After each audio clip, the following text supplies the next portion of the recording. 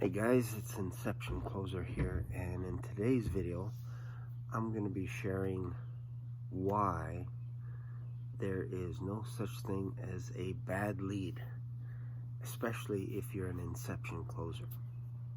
So what do I mean by a bad lead? There's basically three types of leads.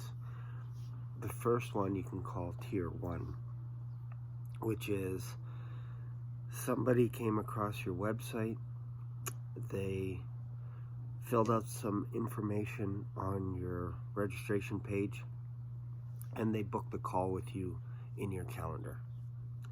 That is a tier 1 lead. That's probably about as hot as it gets, because there's something that they think that you could solve. There's a problem that they have and they think you can solve it. They're just not sure, but that's why they booked the call with you. That's tier 1. That's warm. And usually you want to get in front of those people within 24 to 48 hours, 2 to 3 days. The next tier is tier 2, is they're watching your videos, they're watching your content, maybe they're checking out your web page, and they might have filled out a questionnaire, gave you their email address, but they didn't book a call with you. They're still kind of kicking the tires, that kind of thing. That's what I would call a tier 2 lead. They're still pretty good, but they're just slowly percolating. They're warming up to you a little bit at a time. They're not committing to anything.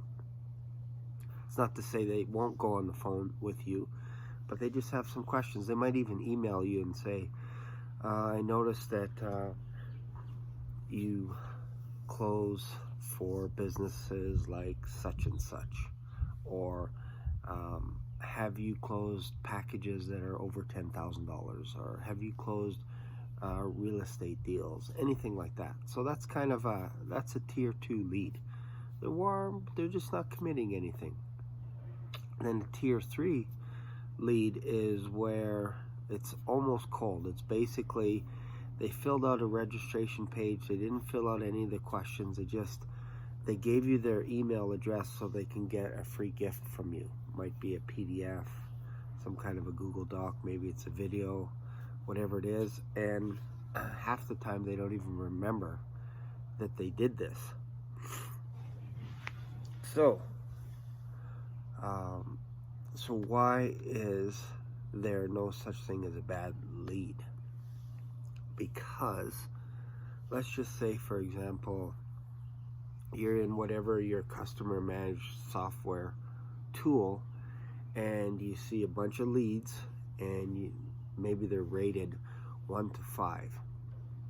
5 being these guys are basically laydowns. They love everything that you do, and they're interested in knowing more. They want to jump on board all this. They just want to talk to somebody, and they've actually booked a call with you. That is really a 4 or a 5. Now 1s and 2s are basically, again, like I mentioned, they don't even know that they filled out an information registration page or anything like that. They're just kind of kicking tires, and they do this all the time. And if you call them, they will have no clue about your business. They'll be like, nope, I don't remember booking a call. I don't remember anything. I don't remember you guys. Tell me a little bit about you guys. Who are you? No, I'm not interested. I just wanted to see your video. Whatever it is. Those are tier 1, tier 2, or sorry, those are level 1, level 2 leads. So like I said, if you have a rating system out of 5, those are the ones that are very troublesome in order for you to close a deal.